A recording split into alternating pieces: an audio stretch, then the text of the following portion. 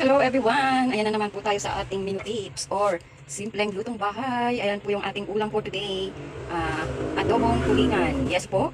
Sinabawan po natin ng konting tubig, toyo at suka at yung ating mga sahog, sibuyas, bawang. Ang ganda pa ng paghahiwa ng sibuyas, parang tulingan steak. Yan po. Kayo na pong bahala kung paano po mga style or diskarte nyo po sa inyong mga paghiwa-hiwa dyan. Ayan. Meron din po yan pamintang durog or pamintang buo, dahon ng laurel. Ayan lang po yung aking mga ingredients or sangkap. Yan.